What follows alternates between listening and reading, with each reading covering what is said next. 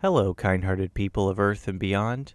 Welcome to the Kindness Rising podcast, the podcast that aims to inspire people to live lives that flourish, grounded in kindness. My name is Brandon Blanks. I'm a writer and stand-up comedian. I'm also the producer and co-host of this show. This is a pretty fun episode. Today's guest is me. That's right, me. Keith, my co-host, and I sat down and I walk him through my journey as a meditator from the very beginning all the way up until now, where I teach a mindfulness meditation class as part of Kindness Rising's programming. We're calling Kindfulness Meditation. We currently do it on Monday evenings, though I'm not sure when you're listening to this, so you might want to check out our website to find out what time we're doing it in your time in the future. Maybe we do hoverboard meditation or something cool like that. It was really fun to talk through my story with Keith because, you know, I'm the kind of person who once I learn something, it becomes second nature, and then I stop getting impressed by it. So it was nice to see it from the very beginning to realize that I actually have made a lot of progress over the years. As always, the Kindness Rising podcast is brought to you by Kindness Rising. Kindness Rising is a community organization committed to inspiring, equipping, and resourcing people to live lives that flourish, grounded in kindness, and aimed at doing good in the world. For more information, please visit our website at kindnessrising.community. There you can check out our events, sign up for our newsletter, find out more about this podcast, or even donate. Kindness Rising is supported solely by the generous contributions of our lovely donors, so if you'd like to support us, please go to kindnessrising.community/donate. All right, you guys, we got a very fun episode. I do plenty of talking, so let's just get right into it. Thank you for listening, and enjoy this episode of the Kindness Rising podcast.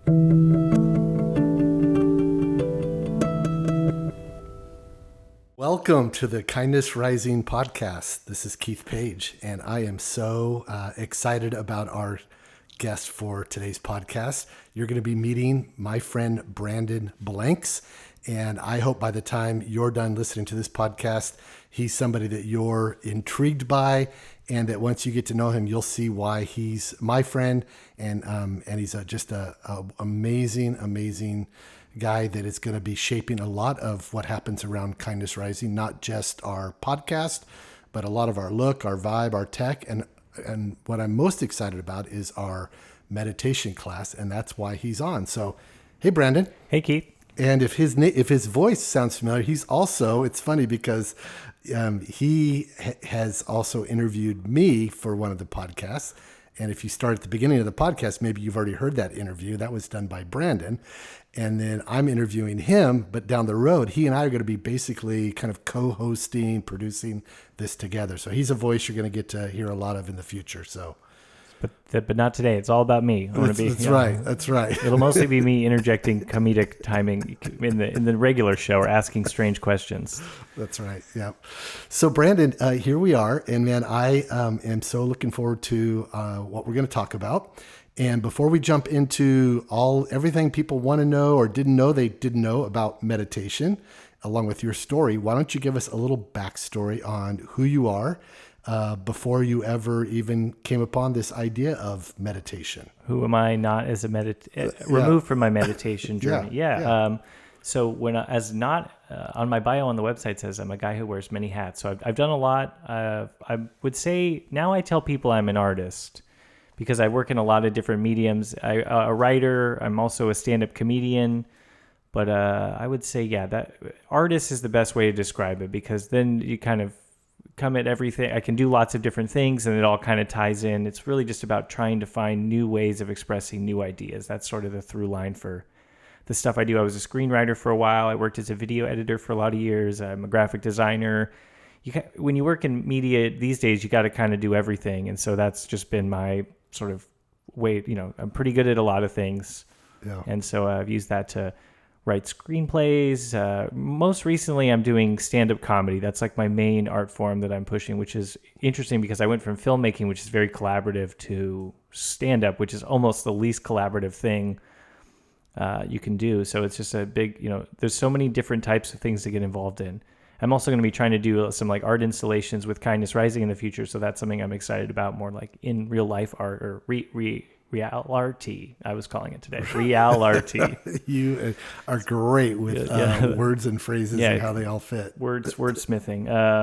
When you have an idea, you need a new word for it. Yeah, there was a time where I would just sit in a cafe and invent new words. That's crazy. That was, Wow. yeah, that's what a single guy gets up to. That's right. Speaking of cafe, you also do something on Friday nights. Why don't you tell everybody about that? Yeah, so part of my stand-up is I host a weekly open mic that we do. It's mostly musicians, so we're getting more comedians. So at Moon Goat Coffee Roasters in Costa Mesa, if you're in the Orange County area or the LA area, Moon Goat Coffee Roasters in Costa Mesa, we do a weekly open mic that I host and do some stand-up. It's from 6 to 10. Everybody gets 2 songs. We usually go through the list a couple times. It's a lot of fun. We've been doing it for a little over a year. Nice. And it's actually where I started doing stand-up. And I highly recommend if anyone out there is looking for a good place to start doing stand-up, it's a place. I tell people, if you're funny, they'll laugh. And if you're not funny, they won't do anything to you. So you really have nothing to lose other than finding out that your jokes aren't as funny as you think, they don't land always, right? Which happens, Right, so that's part of it. please come 6 to 10. We do it every Friday night, as I say. And that's a lot. It's been a lot of fun. I did my 16th show the other night, which is cool. It's crazy that's a lot. That's amazing that you've already that many. Yeah, it's been three months or something like that. Yeah. So we're just going to keep doing it, and we're starting to partner up with Kindness Rising. It's going to be a Kindness Rising Presents to kind of get the word out, and that should be pretty fun, getting people involved. Good. And other than that, I like typewriters. You do? Yeah, I write on a typewriter. My joke is that it's like writing a motorcycle. writing on a motorcycle. It's very, very tactile and 60s, and I like that. It's very analog. What else about me?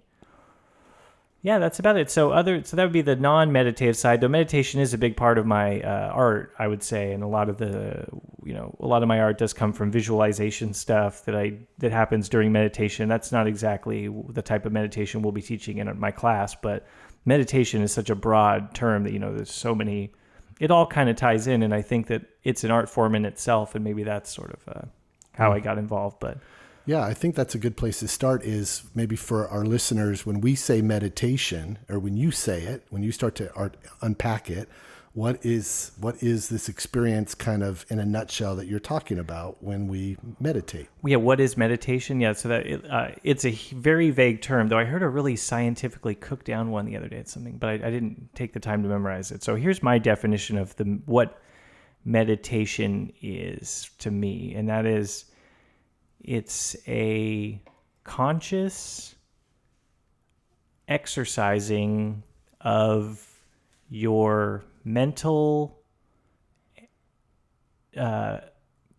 activity, including cognitive, which is like your thoughts, things like that. Also sensational, like just the things you see, or bodily nervous energies, not necessarily anything involving consciousness. So trying to look at and exercise and purposefully strengthen one's consciousness. Okay. And so you probably, I'm guessing, even when you first began to explore for yourself what meditation was, probably didn't even know what the definition was. So what got you initially interested in the idea of learning about meditating? So the first time I ever even heard about meditating, which is crazy to me how Buddhism or Eastern meditation, yoga, that really wasn't around when I was a kid, at least in Orange County where I grew up. So the first time I ever heard about meditation was from my mom's family friend. They were yogi type folks that had lived in India for a lot of years and then moved back, and they were kind of hippie yogis. And her son was like a karate kid who meditated, and he told me that meditation is you sit down, and if your back hurts, you just let it hurt. And that was basically all. That was what I thought meditation was for, from middle school until probably the end of high school. And then in film school, I got really into David Lynch. So film school, I went to film school after high school at Saddleback Community College in Orange County. And I was really a big fan of David Lynch, do you know David Lynch, the filmmaker? He's kind of art. For those of you who don't know, he's very weirdo, art house. Yes. Cool, but very, hipster, but very particular and very unique filmmaker. And so he wrote this book called Catching the Big Fish, which is about his relationship to Transcendental Meditation, which is a specific type of meditation, and his creativity. So I read his book. It was all just about how, he sees ideas as like existing, and you just kind of catch them. They're not necessarily crafted by you, which I feel like is a very healthy way to create art that I usually think of. It's a way to kind of get out of your own way and take a lot of the pressure off of it and remove the ego, to use a cliche. But I like that. So just like the idea of tapping into these cognitive realms so that you can broaden your artistic, inspiration. That was the idea. It's like, what do we revere all these geniuses as having these giant minds, but really, are they just accessing some information that we don't have access to? It's not. There's this kid in India who used to claim that like he was this math genius, and he claimed that like a scroll would just appear in his head with all the answers, and it just like we think of them as these superpowered people, but maybe they just get access to this information easier than other people. And so Transcendental Meditation is it uses a mantra.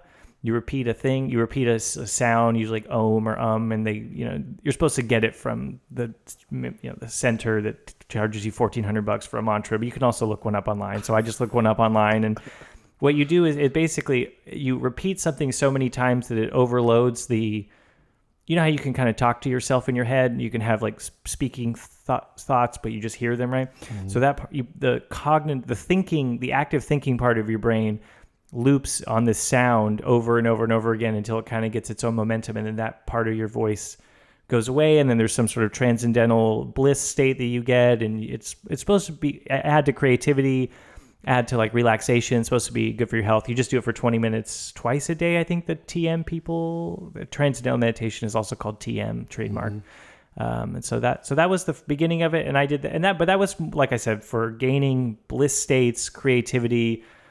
Meditation almost as this psychedelic experience or dreamlike. You're trying to gain something. It's trying to give you a transcendent experience. A little bit before that, I would say, or kind of around the same time, I got into The Power of Now, it's a book written by Eckhart Tolle, who he was like a self-help type of guy. And his whole thing is about just being present in the moment, which is closer to the meditation that I do now, though he really cooks it down into a secular, now, rather than, in Buddhism, we'd say more like Buddha mind or big Buddha, thing, or the Buddha verse or something like that. But he cooks it down to just saying being present, and that's really where meditation kind of starts in a lot of ways, because there's the two types. There's the blowout, transcendental, more Hindu, reach these enlightenment, white light states, and then there's the just see what the heck is actually going on. More like mindfulness is what it's traditionally called these days. Mm-hmm. Just about paying attention to what's going on right now without any special frills. That's a more Buddhist way of looking at things. And so did Transcendental Meditation on and off just for creative purposes, never was like super serious about it. It was always very beneficial and would put you in a calm state, and I was interested just to learn about it. I always tell people, it's like, if you've never heard of exercise and then you like found out about this ancient thing called running, you'd be like, whoa, and right. Just kind of like, wow, this stuff's real. Or karate or something. It seems almost like a magic power, which is cool. That's the early days of wanting magic powers. Right. Cities, they call them. And they say you're not supposed to want them. Or the joke is that once you get them, you don't want them or need them anymore. And so it's sort of this unnecessary, unused power. So you did the TM. So you literally did. That was your first kind of practice. Yeah. It was regular-ish. I was into it. I was trying to see it out, and I saw it as something beneficial, just like in the same way that working out, or I used to be into rock climbing. It was just an exercise, a mental exercise that it didn't really have any spiritual implications. I was pretty agnostic at the time, or I didn't really believe in like a spirit. I was pretty scientific. I was like, going to school to be an engineer a little bit, and a filmmaker. But yeah, I was pretty secular, I would say, at the time, and not open, but, more into, I don't know. Secular people can be very unimaginative. And so I had a big imagination, but I didn't really take it as like anything other than like thoughts, in your head, which has changed a lot. And so did it run its course? Did you get uninterested? Did it feel like, I got sort of the learning I needed, and then you were continuing to knock on other doors, other types of meditation? How'd that work? Yeah. So around the same time when I was getting into TM, I also got exposed to the book Be Here Now, which is Ram Dass. Richard Alpert was this famous psychedelic researcher at Harvard that got kicked out. He was partners with Timothy Leary and all these like 60s Harvard medical school renegade guys that all took too much acid and then became hippie gurus. And so he has this book called Be Here Now, which is known as the Hippie Bible in a lot of ways. It's it's like an illustrated version of a lot of his speeches. It tells his backstory, and there's some yoga practice instruction in there. And so I started reading that, and that opened me more up to the spiritual side of things, because Transcendental Meditation is even though it's transcendental, it's very much just like a whiteout, I call it. It's just a white light, feels nice, yummy jacuzzi in your body, and then you come down, like you took a nice nap or something, It's like, Okay. but it's not, it has no, it's not like, there's no God realms or Hindu gods, or there's not a lot of things outside of the white light. And so Ram Dass had more of the, the psychedelic thing, which was pretty cool to me at the time. And the Hinduism with all these crazy gods and deities and, Shiva and Ganesh and all that stuff was pretty cool. And also not very common at the time. This is around probably 2010. Okay. 10 or 12, so it's not like a yoga on every street corner like it is these days. Right. I mean, I also lived in LA, which has a lot more yoga but even Orange County has more. Yeah. I saw a place that was called Alchemy, and it was like spiritual meditation and yoga. I was like, man, it's in Orange County? Yeah, in Orange County, wow. in Huntington. Watch out. But I guess once I got into the Ram Dass thing, he was a yogi. Like it was his, Transcendental meditation is something you do like rock climbing, whereas being a yogi, it's like a full-time thing, and you're trying to almost live a spiritual existence rather than live it's not transcendent, it's integrated. You're trying to integrate it, and you're trying to kind of be in this state. I mean, the whole idea behind those guys is they found all these bliss states that they had when they were taking psychedelics, but they would wear off, and so it's like, well, how do you be in this peaceful state all the time? And the idea was kind of meditation. Almost meditation as a path, right? Mm-hmm. To this living it without needing to get high. Right, exactly. Right? It's sort of like, or get even higher too. That's the thing. It's right. and it won't wear off. Or Ram Dass has a really good quote about psychedelics, which is, or LSD, but in general, it's like, it's obvious that psychedelics cause a religious experience, or a spiritual experience, but it's less obvious that they create a spiritual life. And that was, I think, a big thing with people. And I would recommend anyone out there who's interested in psychedelics. I know they're a lot more popular, but it can be a lot of information that you don't necessarily know what to do with if you're not contextually, if you don't have the context for these sorts of like mind states like they do in, say, Tibet, or cultures that really dive into these non-normal waking conscious brain states. You know what I mean? If you've never heard of the hell realms and then you suddenly see them because someone gave you some mushrooms, it'll be different than if you're meditating and you see these hell realms. And so I would say, anyway, we'll cut that out. No.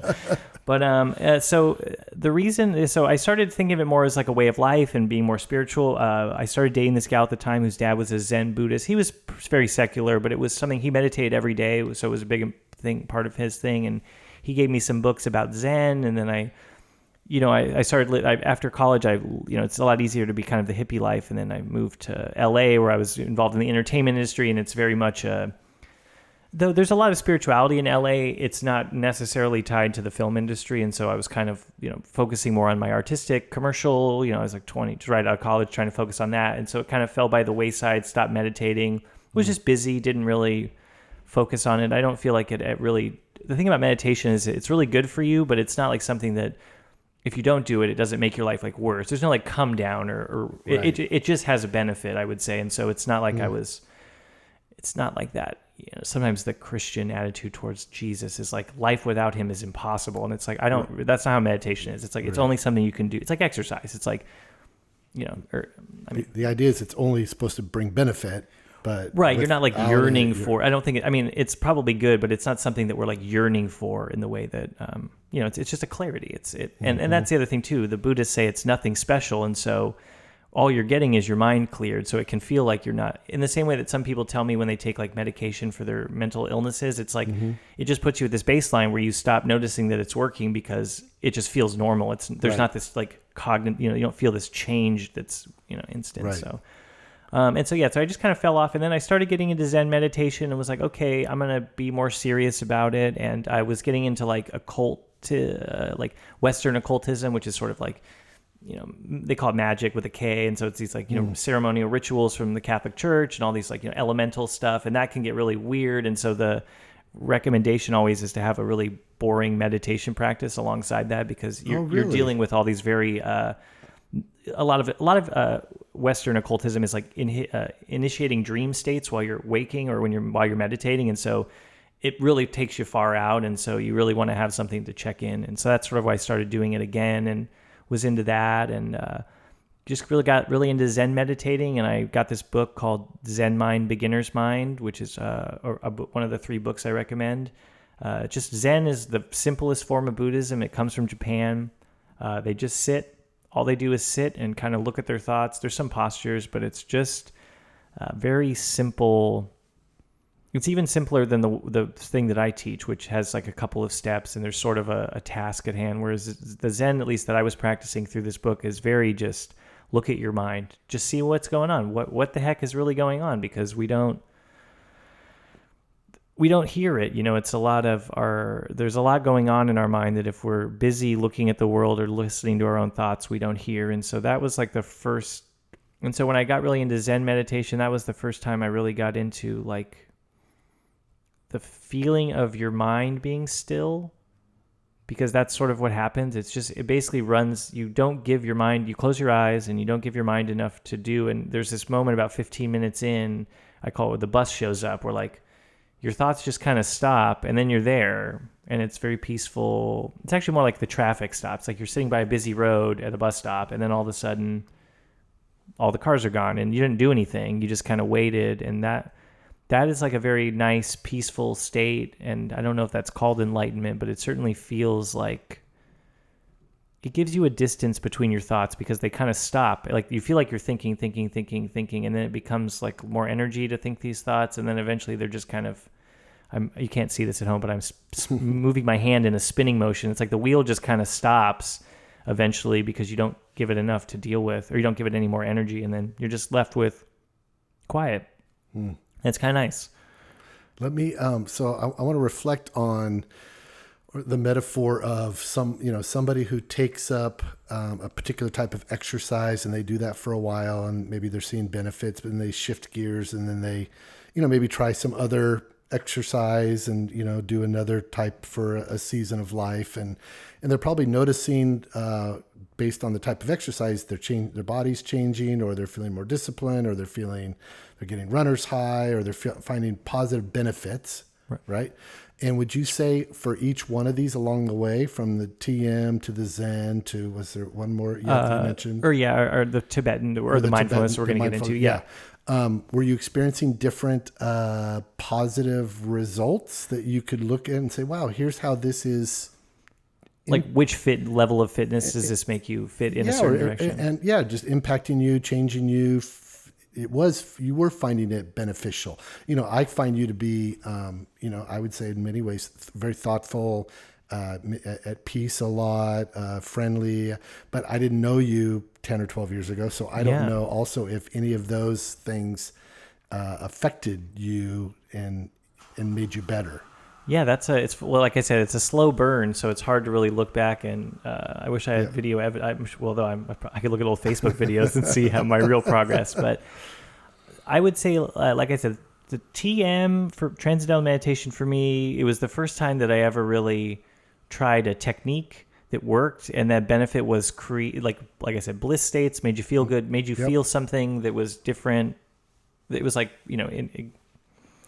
it gave you some sort of experience that all you had to do is think a word or half a syllable many times. So that was it was cool to just be able to kind of calm myself down if I needed to. Like one time I remember I was stressed out and I had some time when I was waiting for a friend, and I just kind of did it in my car, and it was like, wow, really kind of clears you out in a way that, like a cigarette or something, or wood or whatever. And then the creativity, just like expanding your mind and kind of getting into these mental states that are usually only when one's dreaming. And then I would say the Zen, at least the way it's all about being conscious of your emotions that feel out of control. It's about controlling the things that come up, or at least even if you go with them, making sure that you're not, it's like you can run with your dog, but you don't let your dog drag you. It's like, there's a very different, and there's a subtle difference there. And so I think the Zen stuff made me not as reactive emotionally, because you can kind of get some space between, like anger. It's like, why anger? What are you angry about? Who's angry? That's like a big thing. And so you have all this stuff in your head that you need to act out in the real world. And when you start realizing that a lot of the things you hear in your head don't actually need to be listened to, you can let things go, right? Like I have a really high-powered brain, and so it can really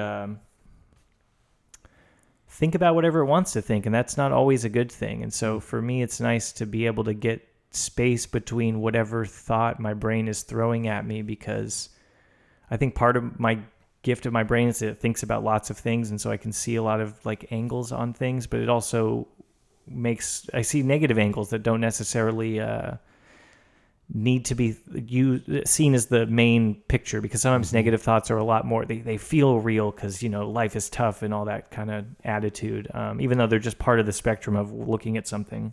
Right. So yeah, Zen really helped me get more control over whether I want to feel something about a thought, or whether and notice loops in my head of like, oh, this job is really stressful, or like my boss doesn't like me, or like my boss doesn't pay attention to me, and then that becomes real, or at least it feels real, and then you just go, wait, have I just been saying this? And so that, yeah, just unwanted mental chatter that causes like actions that went away pretty well with Zen meditation.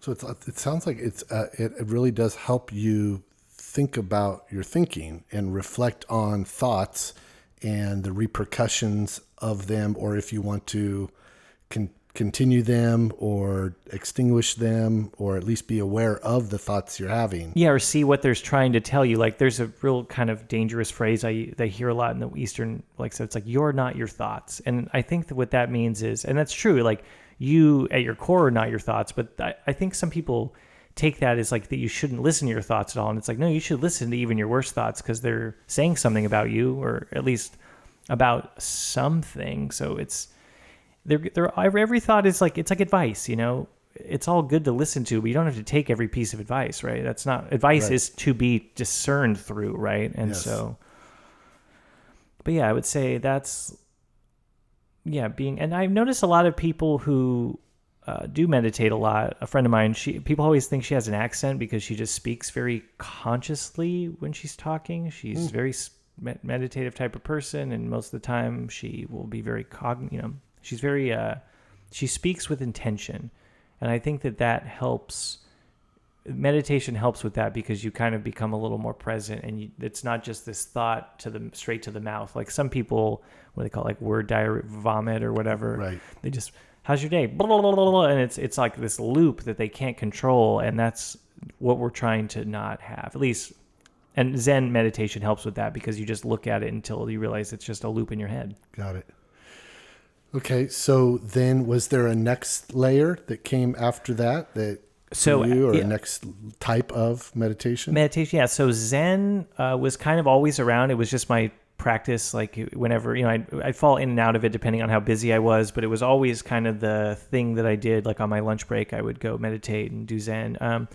Every once in a while, like Zen can get a little sterile, and so I would throw in some Hindu meditations, like Hare Krishna, just like bring in certain energies if I was feeling like, more just kind of, Zen meditation cleans the palate, but that can be a little boring. So you want to, I was like, in an artistic thing. So I was starting to crave a little more color and I think that Zen can be a little, stone masons with one bowl, or a temple of like, or monks that have like very little, and that's good too. But, when you're trying to function in like a creative industry like LA, a renunciate lifestyle doesn't necessarily jive. So it's like I tried to add a little more. So I was doing a little more meditation like that. Like I said, I was really into magic, which is a lot of like the Western side of visualizing and tuning your subconscious to like specific things, and just making sure that you're not dealing with a lot of crazy stuff. And then I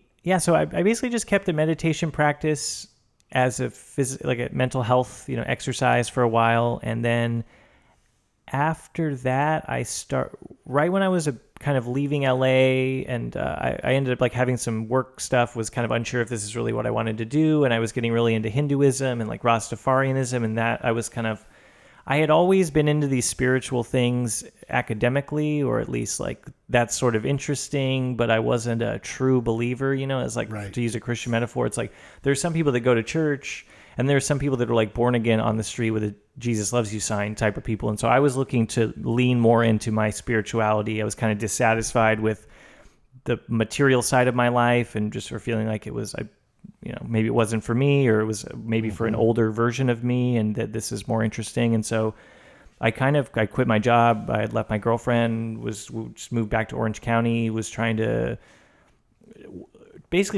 work as little as possible in order to be free to just have like a spiritual life in the way that like a renunciate does in America, trying to find some way, or trying to find a community. I didn't really know I had no real plan other than this is like, it's also a path that requires no plan, because you're kind of just like, well, we're going to see. And that's sort of what the teaching is. It's like, let the universe just kind of guide you. And that had a lot of ups and downs. When was that, Brian? That was 2018. So, okay. And summer of 2018. Got it. Like spring to summer, I left LA, and then so I was trying the like full-time spiritual guru thing, and I find that that's very difficult in America because we don't really have a infrastructure for it. You basically have to, there's no way to get a free lunch, and so you're either like working crappy jobs that take up more of your time than you think, or you're like taking advantage of people, not taking advantage, but you're requiring I had to crash on like a lot of people's couches, and like they were fine with that, but it also, there's a level of being able to, not supporting yourself is not the same as being a renunciate. And so I think for people in America, a renunciate lifestyle, you should look at like supporting yourself at like a minimal level as like the bottom, and not being a homeless person. Like you shouldn't, having nothing is lower than nothing in this culture. We need, you need food. There's no free, there are like free places, but having nothing makes you inherently a lot less spiritual, I find. But then after that, kind of got over that, realized it was unfunctional and not really leading to anything. And then I heard that this meditation teacher that I had listened to on a couple podcasts was going to be teaching a seminar for his mindfulness, creativity, his mindfulness class. And it was like kind of coming up. I heard it. I was like, I had the money for it at the time. I'm like, perfect, I'll take it. And then I went up to LA, and this was probably in March of 2019. And that's when I met my meditation teacher, David Nichturn, who's this very cool guy who I haven't contacted him in a long time, but he's a pretty famous meditation teacher in the industry. He's been a meditation teacher for like 20 years. He's also a very famous music producer, guitar player. He played with the Grateful Dead and a lot of those things. He learned meditation from this guy, Chogyam Trungpa, who is a very famous Tibetan Lama who came from Tibet. They escaped the Chinese and came to America and started a bunch of foundations like the Shambhala Foundation in Colorado. He was like a big in the 70s with the hippies, and so a lot of which my teacher was one of those hippies. And so I took a mindfulness and creativity class, saw how David teaches meditation, that was the first time I ever really practiced spirituality in a group.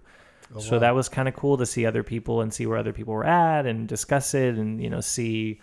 Because it's very, it's not, all religions, even monotheistic ones, have diversity, but it's like when you're working with a really like, just be true to whatever, you get it's cool to see all the different ways that people express their spirituality. And is that what this community was?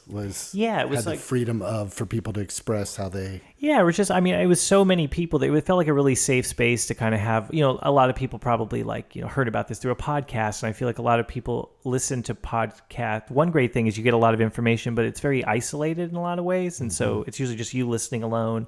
A lot of times the person is like one or two people. And so it was a night. I could tell it was like a lot of time where people felt they could talk about these things that maybe they had come up when they were on their own, and then we could talk about it. And it's like, oh, does this happen to you? Does this happen to you?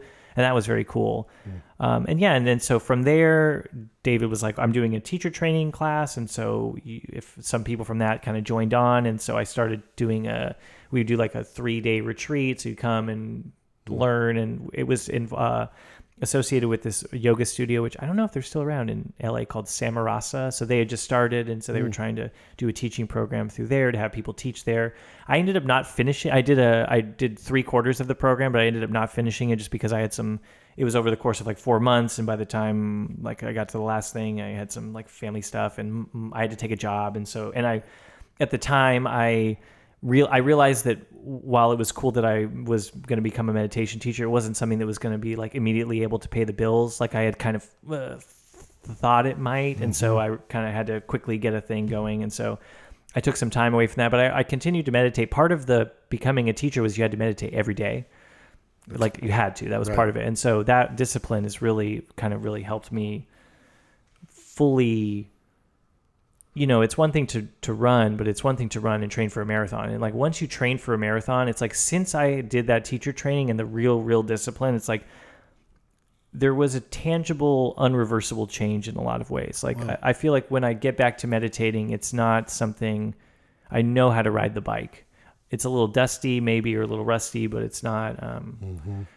I think, and I'm sure it has something to do with like when you just spend enough time in that state, you grow like a part of your brain that doesn't go away at a certain point, right? It's seem like it, yeah. It's like a muscle or like muscle memory or something, right? Yeah, and you get, a lot of what meditation, the benefits are activating our parasympathetic nervous system, which is like our non-fight or flight. And so I think as you just spend more time in that feeling, you can let it happen. Like, do you ever have hypnagogue? You ever like you're taking a nap and you feel that sort of bodily sensation right as you're falling asleep that almost feels like you're being pulled a little, or no, or never, or when you're kind of maybe like have you ever like do you feel a sensation as you're falling asleep? No, or you just kind of fall asleep? I fall asleep so fast. Oh wow. Okay, so for me, I have trouble falling asleep, but there's this moment where there's sort of you can kind of feel it coming, and there's a sensation in your body. But if you get too excited, like I was a bad insomniac, so I'd be like, oh, here it comes, and then you like wake yourself up from it, and you kind of spook yourself out of it. And so that's the metaphor I would use. It's like once you get in that calm state, you don't like. That's funny. One of the things that would happen when I would first started Zen is like the big trick is like you feel like the blissfulness and the calm mind, and then you go like, oh, I should tell somebody about that, and then you're just like right out of it immediately. So that's but yeah, so that I would say that once I meditated fully and with people too, and also there's this thing in Buddhism called a transmission, which is supposed to be that if you meditate in person with your teacher, they give you some sort of energetic transmission that's passed down, like theoretically from the Buddha all the way through to me. And so maybe that's what it is. I kind of believe that sort of may be it too. Mm-hmm. Maybe that's like I got to meditate around somebody who had been meditating for 50 years, and that just kind of they download some sort of vibration into you, and that is as like unscientific as that sounds. Right. It might be the case. Right. So I think a great path to explore on this conversation is where does spirituality, meditation, various gods or beliefs or deities interact? Like, can you be secular and meditate? Can you be Christian and meditate? Or the minute you start to meditate, does Buddha sneak in and make you sin? Make you sin, or possess your mind, or are you doing it wrong? Or do you have to call it prayer? Or can Christians meditate? Can scientific, reason-based people meditate? So most meditation, even the kind you learn in a very sterile setting, it comes from Buddhism or Hinduism generally. Like I said, there's some Western meditative traditions, but they're usually secret, and most of them just come from India anyway. So I would say, no, to meditate, you don't have to. It doesn't necessarily. The Buddha allegedly discovered he had the epiphany of meditation, but it's been part of most cultures. I think a lot of cultures call it different things. Like, isn't it contemplative prayer is like repeating the same prayer over and over again, or saying the rosary is almost like a mantra. And so there's a lot of ways that, these. I think that religion is like a language for these unlanguageable feelings. They're like emotions, but they're not like in the normal. They're not like anger or hate or love. They're these feelings we get. I think Freud called it like the oceanic feeling, when you're like the Holy Spirit, people call it. There's like a lot of different religious feelings. And so different religions have different words for them. But I think that like meditation at its simplest is just anyone with a mind can meditate. And I think that that's sort of the message of Buddhism in general, is that it is for all beings with consciousness. There's a lot of fun schools that people really looked into the different levels and the implications and all the magical elements and things that create, fire-breathing diamonds that live on the edges of existence or whatever. But at the end of the day, meditation is just a mental can just be a mental exercise that's beneficial in the way that stretching or running or lifting weights is. And I know in a little bit, I don't know if we're there yet, but in a little bit, you're going to kind of walk us through kind of a demonstration. And in the demonstration, it doesn't have to be prayerful. It doesn't have to be spiritual. It can just be, like you said, almost like a mental exercise for those that want that, or those that are listening that have follow Jesus. Yeah. Don't have to be afraid. And I will say, so I had some frequently asked questions at the end, but let's get to the one right now, which is, is it spiritually acceptable for my religion? And I would say that depends on your religion. So my opinion is that there are lots of meditative things, but if you're a super devout Christian, I would say talk to your pastor or talk to your religious authority, because different schools of thought have different. Same with Hinduism would disagree with Buddhism on a lot of ways, and so if you're trying to be a specific type of religion, I would say check with your religious person about whether or not, because I would say you could accidentally call in some energies that you're unwanted if you're not meditating correctly, especially like what I was saying with doing like the Western magic is basically Christian meditation things, and so in a lot of ways people could see it as satanic, but also it was part of the Catholic Church. So it depends on. I would say ask your doctor about. Right. But for them, if you're not, unless you have a very strict, pure religious system that you're part of. Like a Hasidic Jew or something, unless purity is the goal, I would say meditation is pretty much beneficial to everyone, and you could probably get it accepted by most open-minded people. Got it. Okay. Other than like don't do a mantra to Ganesh if you're a Christian, right? But you can you can listen, follow your breath. Right. There's nothing really satanic about that. Nothing's gonna sneak in. Right. Okay. Though that's good. Maybe you're more open than people too. I've always say.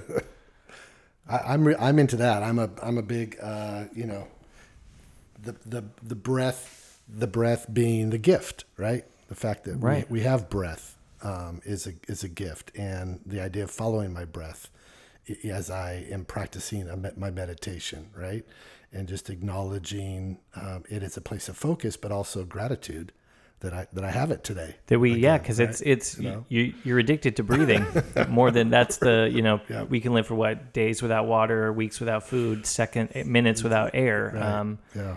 And it's really interesting that when I was into Christianity, there's a lot of talk about the breath. What's the word for breath? Is it pneuma? No, that's the soul. Or it's ruach.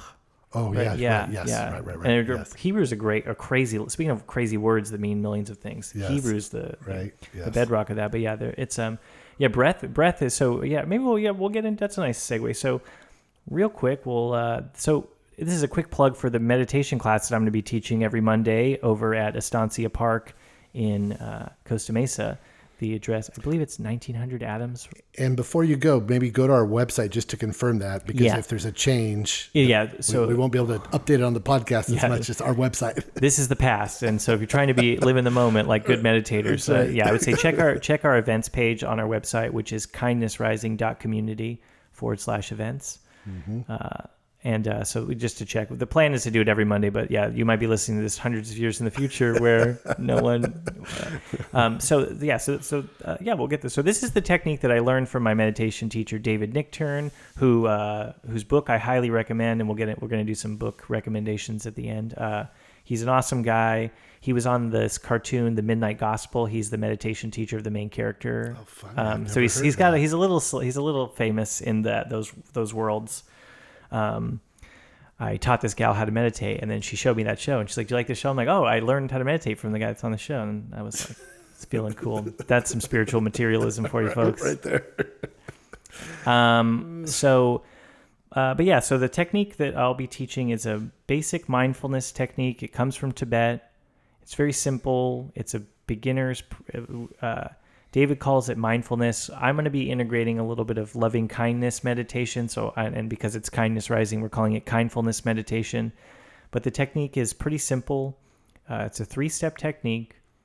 And this is just a practice for anyone who's looking to have a serious meditation practice that's old and effective. There's a lot of meditation out there that is very calming, or makes you feel nice, or even transcendental, or lots of apps and things like that, or guided meditations. They make you feel good, but this meditation is to get you to notice what your mind is doing, how your mind actually works, because it's that thing that is so right there in our life that we don't even realize that we can get a distance from it. The metaphor I like to use is like if you look at like a digital clock on your stove, there's a gap between the plastic and like the LCD lights that you usually don't see because it's so just right there. But if you're like really paying attention, you can notice that there's a space between almost all things, and here's the technique. So it's a little different than most meditations because you do it with your eyes open. And so step 1 is take your seat, sit down on a meditation cushion or a chair with your legs crossed, or sitting on your knees in some comfortable position that you can hold relatively still for about 20 minutes. That's the recommended time. So the first step is take your seat. You should do it dignified, they say. It's a real honor to be able to meditate. Human beings apparently have free will, and so unlike animals who can't sit still, we get to sit still, and isn't that amazing? So, feel very special, feel royal, dignified, like a warrior. This is important, and this is a gift, like the breath. Being able to meditate is a gift.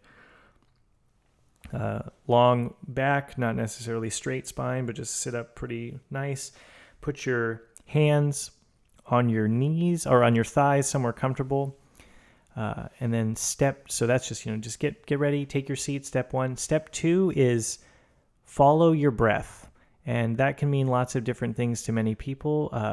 Basically, it means to, with your consciousness, pay attention to something that is changing with your breath in the moment. So, for me, I usually visualize like the amount of air in my lungs, whether it's like full or in or out, or some people focus on the sound of the breath, or the sound of the breath going in and out, or the sensation of it on your nose, or your diaphragm moving, or your shoulders moving up. So just follow some sort of way that your breath is changing your body, and that it goes from one pole to the next. That's a big part of the metaphor, and why breath is very important in Eastern religions, I think, is because it is the metaphor for the universe, which is constant change, right? We impermanence, my teacher would say, is an enlightened being understands impermanence. And so when we pay attention to our breath, it is this impermanent thing that's always changing. And that's good, because if it wasn't, we'd have no breath, right? So step 2 is pay attention to your breath, something that you can focus on, whatever that means. And then step 3 is when you eventually stop paying attention to your breath, because our minds are not necessarily under our control. You're gonna pay attention to your breath for a second, and then a thought will come up, and you'll start to daydream, and you'll kind of stop paying attention to your breath. But then all of a sudden you'll notice that you're not paying attention to your breath. And so as soon as you notice that you're kind of drifting off, you stop.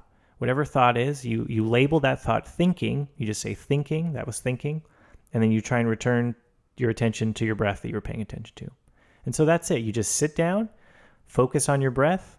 When you notice that you've stopped focusing on your breath, kindly just say thinking, and then return to the breath. And then you do that for 20 minutes, set a timer on your watch.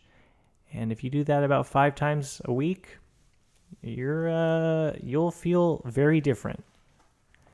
And we're going to be doing a group setting where the way the class is, we get together, I'll do a quick review of the teaching practice, and then we'll do the meditation, and then afterwards we're going to discuss, because people have tons of cool experiences and want to, everybody has a very different experience depending on your level, and also it's all levels, all, if you haven't meditated ever, you meditate every day, or you're trying to get back into it, there's no wrong way to do it.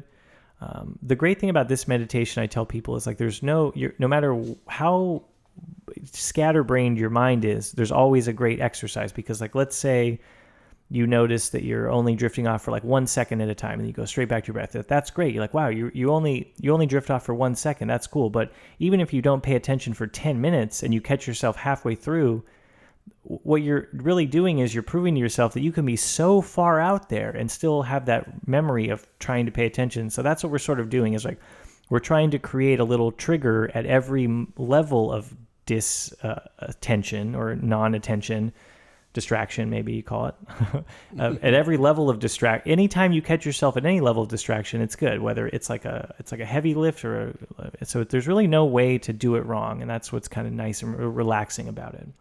So I know you mentioned 20 minutes is a place to start. Mm-hmm. I know for some listeners that might feel like a lot. I started with the Sam Harris meditation. He does a lot of 10-minute ones. Now, is that just for beginners, or does he gradually add time to it? Or? The one that he offers each day that's ongoing is 10 minutes, but on his app, there are other places for 20 and to grow. But the one that plays every day, that's just the daily one, is just 10 minutes. I've been doing it now for a while, and I'm ready to explore. Number one, I'm eager to come with you on a Monday night and do the 20. And I'm also eager to jump into some of his longer meditations and see how those feel. Yeah, see, because is it guided, or is it sort of? He talks to it a little bit, but then there's multiple minutes of silence. So where he gives you something to focus on, and then you just kind of sit and focus on that. Yep. Yeah, no, I just started listening to his podcast because you told me, and I'm getting more into him. I read his book. Waking Up years ago, and that was good. Though he does have a chapter about Chogyam Trungpa in a very unpleasant light, right, where he drunkenly stripped one of his followers at a party, which he did. So and also, as the Buddha reminds us, these people are not saints. We're all just people. We're all just enlightened beings. We're just conscious beings. Right. But also no excuses. So if people can't do 20, they can start with 10 or 5? Yeah, I would say, if you really try 20, it's funny, a lot of times when I meditate with people, they go, that was so quick, that was 20 minutes. Mm-hmm. And so I would say, try it. Yeah. You don't realize that it's not, time goes by very strangely when you meditate. So I would say definitely set a timer. That's more important, because you don't want to, you want to stick with it, because it might feel like you want to stop, especially if you're starting. Some people get, some weird stuff can come up, like emotional things or body traumas that trigger emotional stuff. So if something really painful comes up, please stop. This isn't a torturous thing, but I'm not a Zen master that's going to hit you with a bamboo thing. But I would say if you're really the goal is 20 minutes a day, 5 to 7 days a week. And so try that, see how that works. And if not, try finding, I would say start with 10.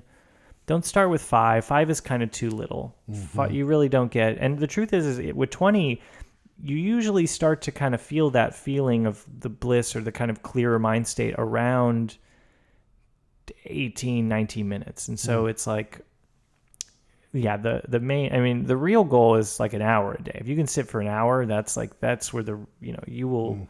I would say anything more than an hour a day is a little excessive, unless you're trying to be like a full-time meditating monk. So 20 minutes to an hour is like the real deal. Like in the same way that you wouldn't consider yourself a runner if you only ran for 10 minutes. Mm-hmm. But if you ran for 20 minutes, that's like, right. I kind of get it. And if I run for an hour, then I'm really, but yeah, so that's one thing I think I kind of mentioned, but this is just for those of you who aren't going to be attending the class.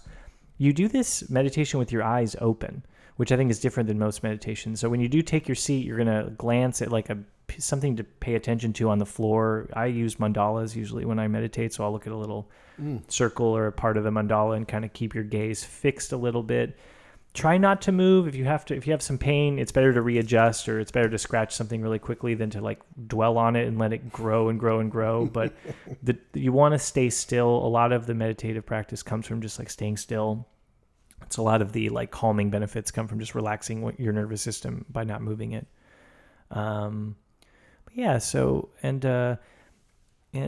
Just try it, see how it works for you. If it's not, it's a pretty, like I said, it's pretty hard, clean meditation. So there's probably not going to be any weird side effects. Like I said, sometimes people have emotional stuff that comes up, or people will cry or things like that during classes that I've been to, and that's, things come up and you don't, and then all you do is say thinking, and then you go back to your breath. You just observe it, right? And you let it go, It's funny, a lot of times, like you'll hear, I meditate at parks a lot, and someone will like kick a soccer ball, and you're like, oh, they interrupted me. But what's funny is they like let me remember that I'm actually not paying attention to my breath at all either. Right. They distracted my distraction, and so then it brings you back. Cool. Okay.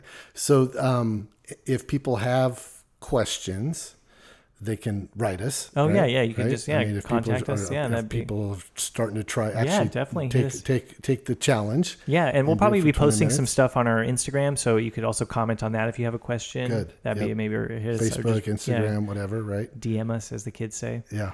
And then I know there are, you did some prep work thinking about questions that people often ask. Do you want to run down through those as well now? Let's do those. So maybe we'll start off with the book recommendations. So I'll recommend 3 books for you guys that were very influential in my meditative practice. So they are, the first one is Awakening from the Daydream, which is written by David Nichturn, who is my meditation teacher. That's David, Nichtern. He's awesome. His book is really, really cool. That book particularly is about the Buddhist wheel of life, which is a very fascinating mental map of how we could do a whole podcast just on that book. Maybe. Wow. I no longer have a copy because I gave it to this manic man. He said he would give it back to me, but non-attachment. So that's a great book about just this meditative practice, and also just an intro into the Buddhist wheel of life, which kind of gives you some Buddhist religious, or the Buddhist philosophy and mythology background, which is interesting if you're interested in that sort of thing. It also tells you different meditation techniques, of which the one I'm teaching is one. Then there's Zen Mind, Beginner's Mind by Sunryu Suzuki Roshi. The guy, he started the San Francisco Zen Center. That's a great one if you're looking to start doing Zen meditation, or if you want an intro on what Zen is, which is a very cooked down version of Buddhism. There's each chapter's like on breath, and it'll be about 2 pages. And so it's a really easy read, and they're all from his lectures, and it gives you a meditative practice in there that I started with. So if you're interested in Zen meditation, that's a great one. And then the third book is Cutting Through Spiritual Materialism, which is by Chogyam Trungpa, I'm not even going to try and spell it, but Cutting Through Spiritual Materialism will come up.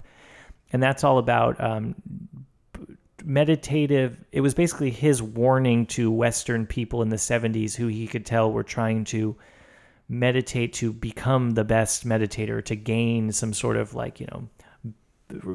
badge of honor, or use it for some sort of material, or not material gain, but using spirituality as just a new attachment structure that, instead of chasing money, you're just chasing like Hindu powers or whatever. So that's a really great book. It's just like lectures from him, and it gives you an intro into his thing. So those are the book recommendations. And then the frequently asked questions, which I'm stealing from David, my teacher does this too, or he has them on his website. So can anyone meditate? Is the first one. And I would say yes. Or I would say anyone should try to meditate. I've heard that some people with obsessive compulsive thoughts and anxiety, if it's very severe, meditation can amplify that. And so if you find that that's the case, know that that's happening to you, and it can be common. So if you really feel like it's making if you have very uncontrollable nervous thoughts, I've heard specifically from John Green, who's a YouTuber and author, that meditation is not beneficial to him. And so other than people with very specific, and usually medication. So, but anyone with a mind can meditate, because that's what we're doing. We're just trying to see what is consciousness, especially this version. It's like, what is my brain doing? How much do I pay attention? When I'm not paying attention, what's going on? That sort of stuff. Good. So I would say everyone, except for the very few people that have tried it and found that it is unhelpful, can meditate. Some people would say, I can't get my thoughts to stop. Am I doing it wrong? No.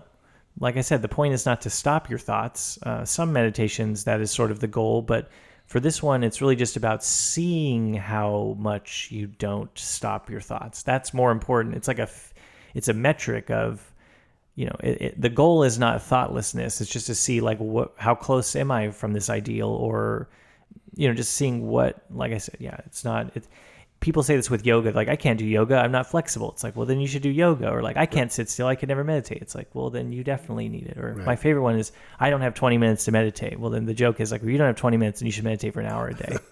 Right. Are there any side effects? That's another question. Like I said, other than I mentioned before about people who have overly intrusive thoughts, that can be a side effect of unwanted, just amplifying them, making them overwhelming. I wouldn't consider this an actual side effect of meditation, but from my own personal experience, getting involved in any semi-religious or spiritual or non-worldly endeavor can lead to dissociation and strange behavior where, meditation is supposed to make you more capable in the world. So if you're finding that you're meditating all the time and it's like filling you with like isolating thoughts and negativity, and which you probably notice more if you're meditating. But I would say if you really are meditating a lot and it seems like everything in your life might be going wrong, or that nobody is enlightened but me, you might be doing it wrong. But I don't think that's an actual side effect of the meditation. I think that's a side effect maybe of misinterpreting a mythology while you're doing a practice. Like, maybe the metaphor is like, you can take a karate class, but if you start to think that you're actually a samurai whose job it is to start a new samurai cult, that's not the karate's fault. Right. And this is all from my own personal. I'm making fun of myself for first and foremost. Your back can hurt a little bit if you sit. You make sure your knees are below your hips, or your back will hurt. Question number 4. We already kind of covered this, but I'll say it again. Is it spiritually accepted in my religion? I would say definitely check your particular religious authority on that. We don't specifically teach any theology in this. I do some Buddhist discussion, but that's not the specific aim. It's more just a discussion group where we talk about stuff. So, just if, like I said, generally the more pure your spirituality is, the more likely it won't be allowed, but just check. Or maybe there's a way you can, cook it down a little bit more so it's not, call it, if calling it prayer makes it okay, then call it prayer and see if you still get a benefit. And the last question is, what am I supposed to experience? And, I was talking about bliss states and, Satori was the big word, the Japanese word for bliss state or connectedness that everyone was seeking in the 70s, and these transcendental states and creativity boosts and your mind stopping or emotional things coming up. There's nothing that really is supposed to happen. And so what you're supposed to do is just watch the movie, right? It's just see what's running up there, and whatever happened, and that's okay. And that's there's no supposed to experience, right? It's like even, and like I said, even with people that find it overwhelming, that is something good to know, because even if you find out meditation isn't for you, maybe you solve that little back of your head thought that maybe if I meditated, everything in my lilife would work out. And now you found out that that's not true. Right. And isn't that great? Please still come to our class. I bet I can convince you. I'm trying to think of anything else to kind of comment. Or do you have any questions? Because I think another question just is, how does kindness rising and kindness in general and what we're trying to be about, if we're trying to bring kindness to the world and meditation and what we're doing for the class, how do those fit? Oh, yeah. So that's what is the kindfulness? Why is it kindfulness meditation, not just mindfulness? Well, I think kindness is involved in it a lot, but the most important way that kindness works with this is the allowing whatever happening to happen, is the gentleness that we have with ourselves, which is my meditation teacher would say, not too tight, not too loose. And so it's just like, I think that's a nice kindness is sort of there, but also unintrusive in a lot of ways. And so there's an allowance that is required, because you're going to be looking at your thoughts the way they are. And those aren't always pleasant, or they're not always even how you really feel. And so if you look at them just as they are, in a kind way, in a kind light, maybe an understanding light, it'll be better for you. It'll be better for those thoughts. Also, just like I said, meditation, if you do meditate, it gives you a little bit of less reactivity. And I feel like kindness requires a little bit more space in dealing, with situations. It's a little less. Kindness, I don't know if is like necessarily a reactive emotion. Someone falls, you pick up their stuff. That's like a quick kindness, quick response kindness. But I think a lot of times, like, kindness requires a little more space for people.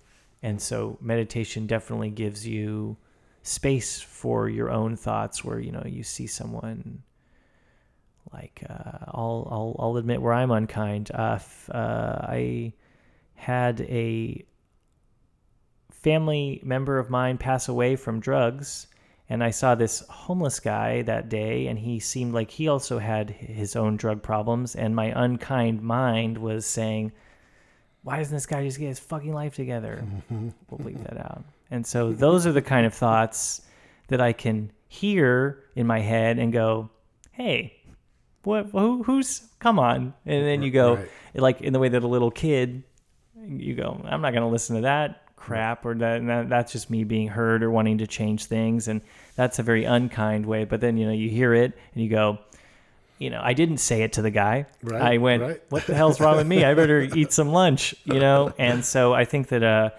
it helps you, if you're aiming to be kind, is which we're trying to promote through our organization, mindfulness will kind of let you know when you're not, because it will feel, unkindness feels a little sharper and, less spacious. And so, yeah. So I would say among many things, just it'll help you become a kinder person, because you'll be less reactive. What else about meditation that maybe I didn't ask you? Is there anything that you wanted to say, but I didn't get the right prompt there to get you to talk about it? It's a lifelong thing. So, that's what's cool about it. It's always there for you. Runners say the same thing to me, which I should just become a runner too. But so meditation is you learn it once. I mean, if you listen to this podcast, you pretty much know how to do it. And all you do now is like do it. And so you can do this for the rest of your life. It doesn't cost anything other than your time, which is great. This is just a very intro, clean the slate type of meditation. There's many, many more types of meditation that might be a little more exciting once you get into it. This is a great intro. It's also a really good meditation to do before some of the more spiritual or energetic work that you might do. It's going to just clean your mind before you start calling in energies, because you might be not noticing that you just called in some weird vibe you got from the coffee shop, and then that's in there, and then it clouds it up. So it's free. Once you learn it, it's always there for you. You can do it pretty much wherever. I'm really excited about getting this class going. Like I said, I trained to be a teacher and then kind of fell off that and was doing some personal training just with friends, but I'm really excited about just opening up the space for me to learn more, just to me to get a lot more practice teaching, to stay accountable to my own meditation, which I've been back on again. And, and just to see, I really love, it's funny, my favorite thing, ironically, is listening to what happens in people's heads after they meditate, because, the point is to kind of clear it the soft point is to clear it, but it's amazing what colorful thoughts come when we're trying to empty our mind, and so I really love discussing with people. So if you're ever interested in that's going to be a big part of the class. Is like, it'll probably be about 40 minutes of teaching and then meditating, and then we're just going to discuss until we run out of time. And that's usually my favorite part, and a lot of people's favorite part too. Because sometimes we're surprised or caught off guard, of what all comes in our own head, and then when we share it with a group, we find we're not alone. Right. Yeah. Right. Or it's like, or it's like they're like, wow, that's like, because people. I remember I taught this one gal, or her and her boyfriend were both from a very strict Saudi Muslim family, and they were really, she loved the no pressure of it. That was like a big thing for her, which is like something I don't really think about, but like, she comes from a much more strict background where she didn't have to. And that was sort of an epiphany she had. She's like, she kept yelling at herself for doing it wrong. And she's like, wait, no, I'm not, there is no wrong. And she had this really, like, people have these like sometimes I'm a little jealous. I'm like, man, I had to struggle. It took me a long time to get to where you're at. But that's really fun for me, is just like seeing other people and teaching people. And yeah, like I said, once you know it, you can't forget it. It's not like uncomplicated. It's too complicated to forget, or too simple to forget, really. Right. Yeah. Well, I hope our listeners, if you're in Southern California on a regular basis, or you're in town visiting some Monday night, that you go to our website, confirm that we're on for 6:00 at Estancia. Oh, actually, we're changing the time, but I mean, it's going to be 5:30 to 7, just for sunlight purposes. I checked the sun; it'll be a little cold. So that's life. Life changes. Right. Okay. So, but yeah, we would love to have you come by and join us in person for our meditation class with Brandon, and I'm planning on being there a bunch, and it's going to be a great time. Yeah, we'll have some meditation cushions for people that don't have them, but if you do have your own meditation cushion or some yoga blocks, please bring them so that we can use the ones for other people that don't have them. What's a yoga block? Oh, yoga blocks are these, it's like a foam block that you use for yoga positions. So sometimes, like, if you have to do a stretch where you can't reach the ground, you give a little spacer. It's like a foam brick. So people use it also for meditating? I use them I can just sit on them and meditate. That's like what I do at home. I use a meditation cushion mostly, but if I need, like, I always bring yoga blocks so that if have an extra person, I can give them my meditation cushion and use the yoga blocks. But they work. All you need is some sort of flat, some surface that keeps your hips above your ankles. So got it. Trying to think of anything else to bring or to. Yeah, and if you have any questions, just hit us up on any of the social media or on our website. Any last thoughts? Oh yeah, like I'll plug my open mic. I also do the open mic on Friday nights from 6 to 10 at Moon Goat. So that's not about meditation, but it's something I do. So that's, people do that at the end of podcasts. They plug their stuff. Absolutely. Right? I was going to say, where can we find you? Yeah, I don't personally have any social media, which may change by the time you hear this podcast. Right. So, but you can find us on all the Kindness Rising socials and on our website, and that'll be a great way to get a hold of me. Well, you are an amazing guest. Super fascinating. I'm very intrigued by you and all that you've packed into your early 30s years of life that you've lived. So, still a lot. Actually, we'll end on this maybe. Last we did a test of this interview, and we ended up. This is the second round, but the last time I taught Keith how to meditate right before. So maybe you should tell people: did anything come up when you meditated with this technique? The time I did it with you? Yeah. Because a few things. One is the thought that kept coming, that didn't continue to come up. One was I was surprised I would do it with my eyes open. So when you had me do that, I still noticed, even though I wasn't blinking my eyes, I was pretty much looking at one spot on a table. It felt like a lot of colors. There were these golds and shiny things, and then shadows, and so I didn't know. Yeah, that can happen. I don't know if it's just when you lock your vision. Right. There's like some scientific explanations for it, but it can be very weird. There's a lot of like strobing lights and shadows that kind of move. So that's kind of fun. Yeah, that was really cool. And then I was trying to, it's the crazy monkey mind, right? I was trying to guess how long it had been. And then the temptation was, I should look at my phone or watch, so I can see how much time it is. And then, I wonder if it's been a little bit of time or if I want it to spend a lot of time. Then I'd be like, shit. Thinking, and yet it was cool because we did it prior to our podcast, and so it did feel like it was a great ritual of grounding and preparation of and setting intention of just quiet and still, and everything is fine in the world and in my world, and it was great to have that as the precursor to then doing our podcast. Yeah, and we may release that original interview on our secret Patreon someday or something. Yeah, totally. But yeah, no, it is it's funny. You mentioned I lost my train of thought. We'll cut that out. What was it you were just saying? No, that wasn't important. The grounding, the intention. Oh, no. Oh. Man, it's right there. It's so important. We got to get it back. Oh, you were saying. I was talking about grounding. I was talking about the intention. For those of you who are seeking an empty mind, sometimes it just happens automatically. Right? You've done the work, and that is, and then it's gone. How much time has gone by? Yeah, don't know. It's gone. Yeah.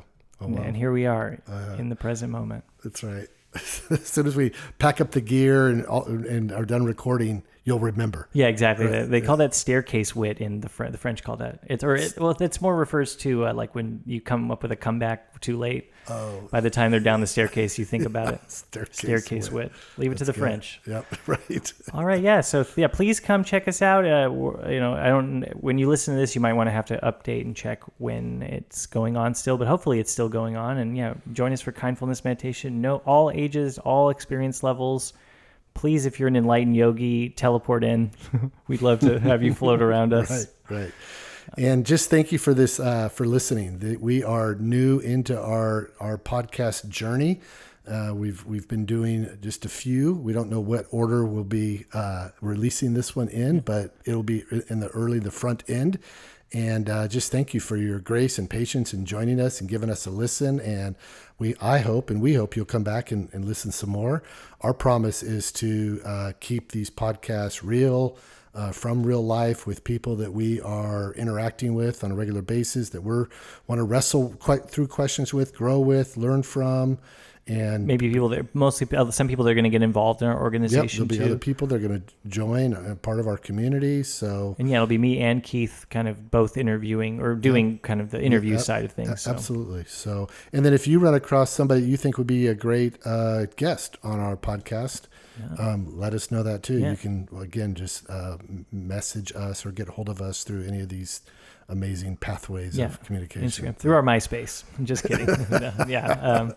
For the kids out. Maybe MySpace will come back in the future. That's right. When you're listening, and MySpace is a thing again. Yeah, we predicted it. But yeah, thank you guys so much. I really, I hope you enjoy this, and these conversations are interesting and inspiring, and inspire you to be kind and get involved, and hopefully, we can see you around, or whatever involvement you want to be. Thanks for listening. Yep. Take care. We're gonna land the plane now. There's those motivational speakers or pastors, and it's like they keep the plane keeps rounding, what do you call it, going around rounding the runway, but it doesn't quite land. Gotta land it. And then I'm listening to the audience going, land the plane. Yeah. It's time. All right, you guys. Okay, we're gonna land the plane. All right, thank you so much. Goodbye.